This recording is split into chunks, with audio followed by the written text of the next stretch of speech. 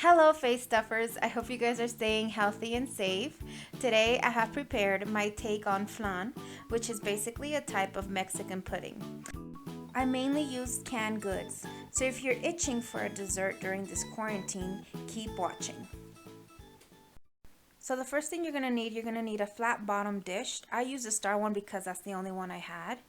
You're gonna need a bigger dish to put the smaller dish inside so that we could use the vapor to cook it.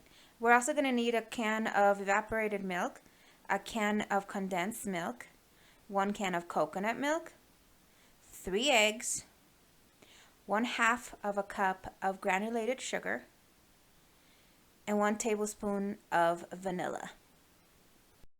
Other than the eggs, everything can be substituted. I will go ahead and make a list at the end of the video. Next, what you're going to do is you're going to start making the caramel for the bottom of the flan. And you're going to be putting the 1/2 cup of sugar into a either frying pan or a little pot, and make sure you keep stirring and get a caramelization going on.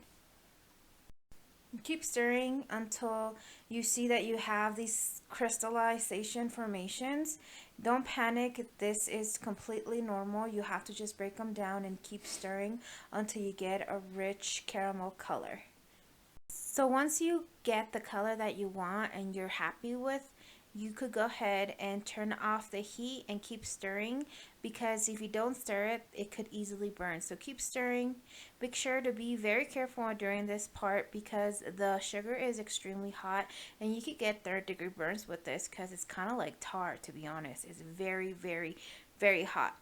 I wish I would have actually made it a little bit darker, but it's okay. So then once you're done with it, you're gonna transfer it into the mold. Make sure for this step to use tongs when you're grabbing the mold, because the mold also becomes very hot, and basically the heat transfers to the mold and you could get burned by the mold as well. So make sure to distribute the sugar all around the mold and then you set it aside. Alright, let's start making the batter. So here I have my Ninja cup. I'm going to be adding the 3 eggs. And you don't have to use a blender. You could use a whisk if you want and just blend it like that. We're going to add the vanilla, 1/2 of a can of coconut milk. And this is a milk that you could substitute, by the way, because this will be like a coconut flan actually. So just 1/2. 1/2 of a can of evaporated milk. Okay, here you go. And 1/2 a can of condensed milk. So I'm going to reserve these halves for another recipe that I'm going to be doing. It's going to be a cheesecake, so stay tuned for that video as well. Once you have all your ingredients in your blender or in your bowl to whisk, go ahead and blend it. Make sure not to over blend it because then it'll get foamy and that's not good and it'll create a lot of bubbles. I actually prefer whisking it over blending it because it just creates less bubbles. But anyways, once you're done, we're going to go ahead and add it to the already hardened caramel we did earlier. And this is how it's supposed to look. And just make sure to keep it a little bit aside until all the bubbles are gone. Next, we're going to be using some aluminum foil and tightly cover the dish.